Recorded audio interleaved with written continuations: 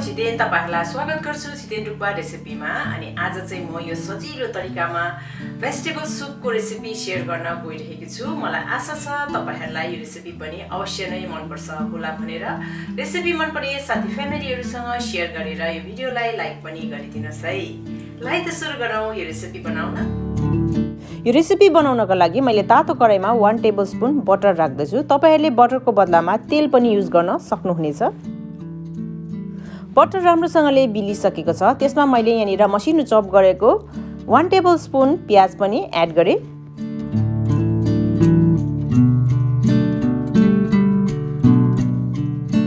प्याज जब सफ्ट हुन्छ तब चाहिँ यसमा हाफ टेबलस्पुन मसिनो चप गरेको लसुन र हाफ टेबलस्पुन मसिनो चप गरेको अदुवा एड गर्ने। अदुवा लसुनलाई पनि एकछिन पकाउने, धेरै लामो समय पकाइरहनु पर्दैन। अदुवालाई भन्दा पनि लसुनलाई चाहिँ पकाउन पर्छ। लसुन पाकिसकेपछि त्यसमा मैले एउटा मिडियम साइजको टमाटर एड गरे। अब यी सबै सामग्रीहरूलाई चलाउँदै टमाटरलाई एकदमै राम्रोसँगले पकाउन पर्छ।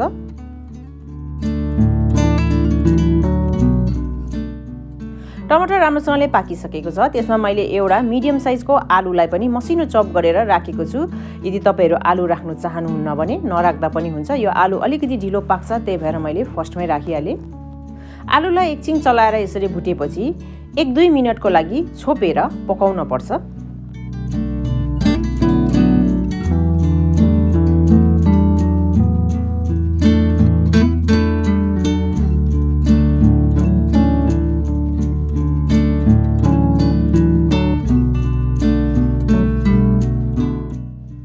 सब्जीहरुमा चाहिँ मैले यहाँनिर थोरै गाजर, थोरै सिबी, थोरै कुरिलो, थोरै बन्दाकोपी र थोरै फूलकोपी पनि लिएको छु।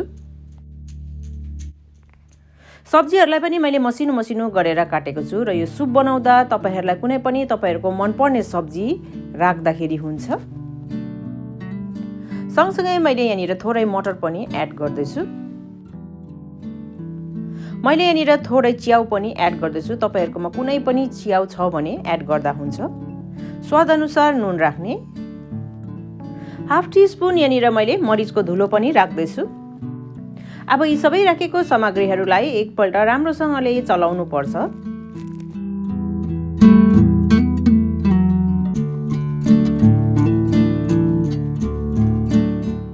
सुपलाई अझै मिठो बनाउनको लागि मैले यहाँनिर एउटा तेजपत्ता पनि एड गरे। यसमा पानी एड गर्न गइरहेको छु। पानी धेरै एड गर्नु पर्दैन। ठिक्कै सब्जी पाक्ने र तपाईहरुलाई कतिको सुप खान मन परेको छ त्यही अनुसार पानी एड गर्नु होला। र पानी एड गरिसकेपछि कभर गरेर एकदमै राम्रोसँगले सब्जी पाक्ने गरेर बोइल हुन दिन पर्छ।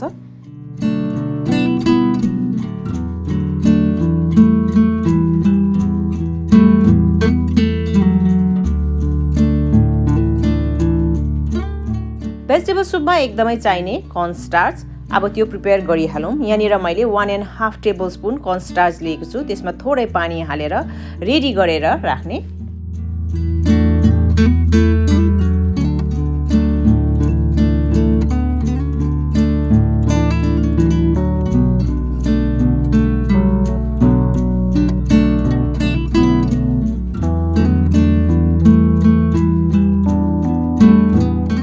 सुपलाई तपाईहरुले हाई फ्लेममा 10 देखि 12 मिनेट उमाल्नु भयो भने सब्जी राम्रोसँगले पाक्ने छ। यहाँनिर चाहिँ सब्जी पाकिसकेको छ। अब मैले यो रेडी गरेको कर्न स्टार्च एड गर्दैछु।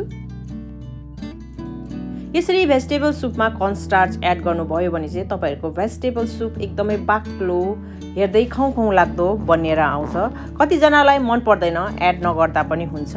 यदि तपाईहरुलाई मन पर्छ भने अवश्य नै एड गर्नु होला। एकदमै राम्रो र मिठो हुन्छ। त्यसमा मैले थोरै धनिया पनि एड गरे।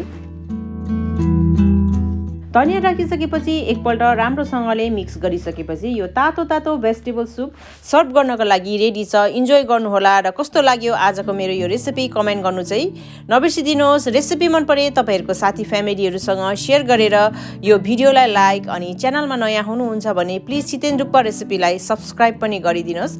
Thank you so much for watching. Bye by.